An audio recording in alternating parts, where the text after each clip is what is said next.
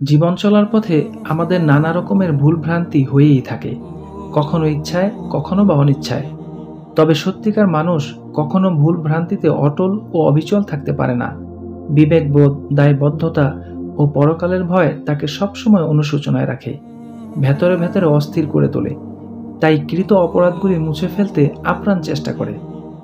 মানব জীবনের সবচেয়ে বড় ভুল ও স্খলন হলো আল্লাহ তাআলার অবাধ্যতা ও রাসূল সাল্লাল্লাহু আলাইহি সাল্লামের সুন্নতের বিমুখিতা।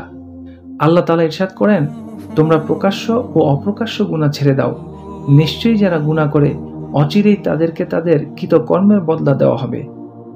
গুনাহের কারণে দুনিয়া ও আখিরাতে প্রত্যেককে শাস্তি পেতে হবে, তবে তওবা ও ক্ষমা প্রার্থনা করলে আল্লাহ তাআলা ক্ষমা করবেন বলে ঘোষণা দিয়েছেন।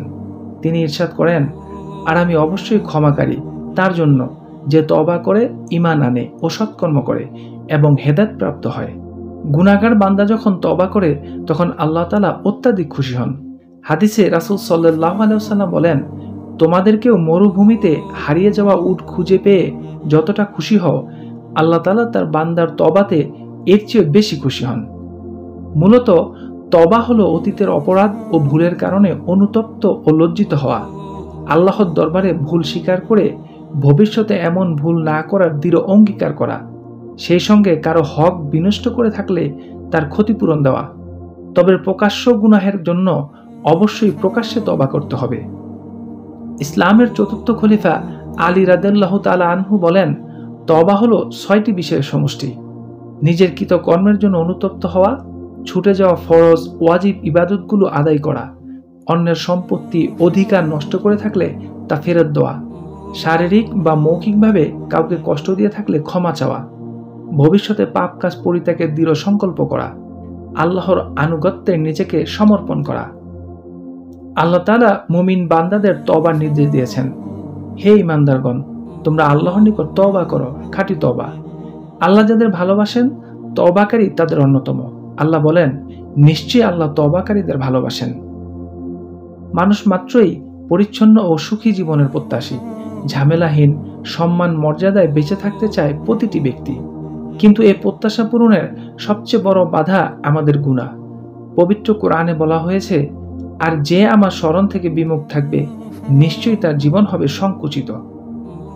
কোরআনের ভাষ্যমতে ওই সমস্ত লোকের জন্য সংকীর্ণ ও তিক্ত জীবনের ঘোষণা দেওয়া হয়েছে যারা আল্লাহর কোরআন ও তার রাসূলের প্রদর্শিত পথে চলতে বিমুখ হয়।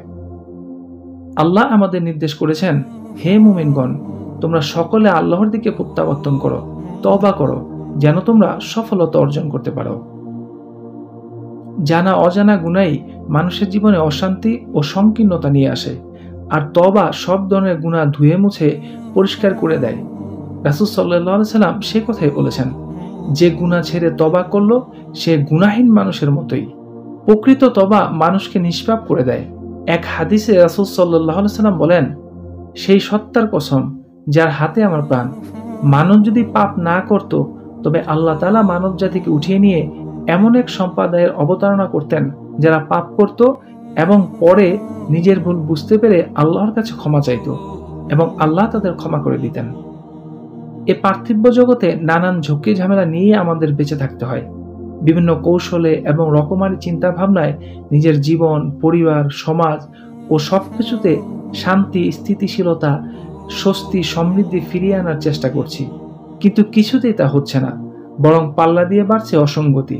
সত্যি বলতে আমরা হাঁটছি উল্টো পথে। আমরা যদি ব্যক্তি জীবনে পরিশুদ্ধ ও গুণামুক্ত হওয়ার সাহস করতে পারতাম তাহলে সবকিছু স্বচ্ছ ও সুন্দর হয়ে যেত, কিন্তু আমাদের সবকিছু ভয়াবহ রকমের অস্বচ্ছ ও অসুন্দর। আর এর পেছনে প্রথম ও প্রধান কারণ হলো গুনাহ। মানব যেন নিজের পাপের প্রতি উদাসীন না হয়ে যায়। রাসূল সাল্লাল্লাহু আলাইহি সাল্লাম সেদিকে সতর্ক করে বলেন, একজন ঈমানদার ব্যক্তির নিকট তার পাপ হলো একটি পাহাড়ের মতো, যার নিচে সে বসে রয়েছে এবং সে আশঙ্কা করে যে সেটি তার উপর পতিত হতে পারে। অন্যদিকে একজন দুষ্ট মানুষ তার পাপকে উড়ন্ত মাছির মতো মনে করে এবং সেটা অবজ্ঞা করে। রাসূল সাল্লাল্লাহু আলাইহি সাল্লাম মানুষকে ক্ষমা চাওয়ার ও তওবা করার তাগিদ দিয়েছেন। মানুষ যত বড় ভুলই করুক, তওবা করলে আল্লাহ তাকে ক্ষমা করবেন।